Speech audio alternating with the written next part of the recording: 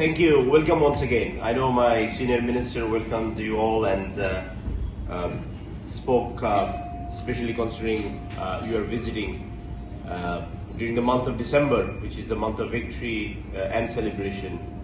But also we have observed Intellectual Martyr Intellectual Day yesterday.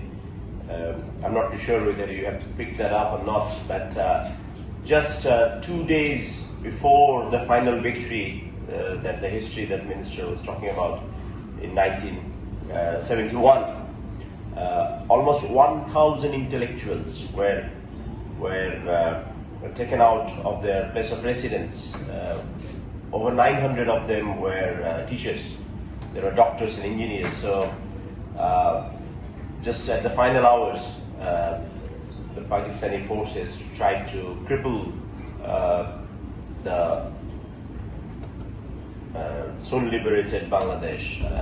And of course we have suffered since then, and there's a huge void.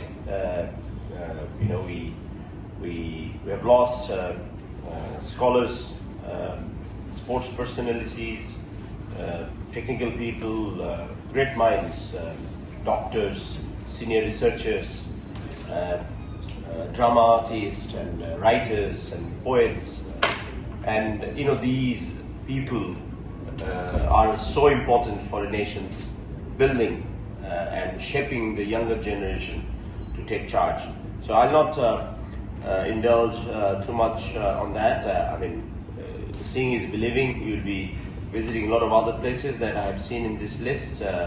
The Director General and Public Diplomacy Wing has put together a 3, 4, 5, 6-day long program.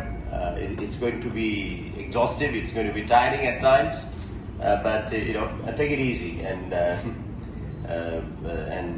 let him and his colleagues know if you need any changes or if there is any issue. Just one last line about the country's politics and democracy. You are visiting at a time when we recently celebrated and observed our golden jubilee of our independence during the COVID.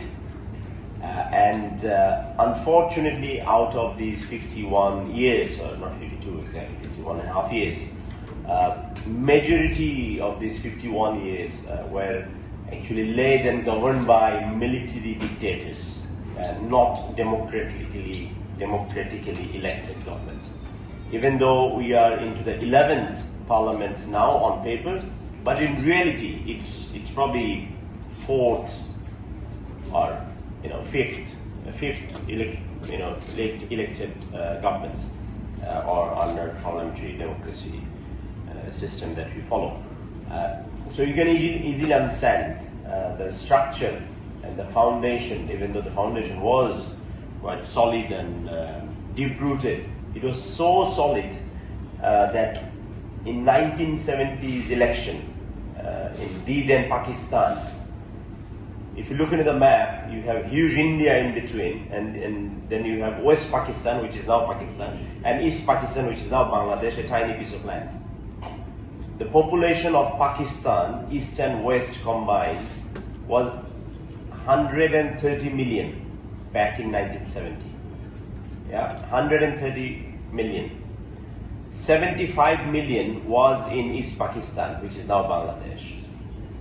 And 55 million was in West Pakistan, which is of course Pakistan.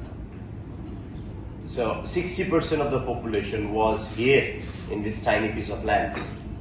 But all the resources, whatever little jute that we are producing, the little tea that we are still producing, all the foreign aid, developmental investment, the foreign aid that came in dollars from abroad, 80% of them were spent in West Pakistan for a population of 40%.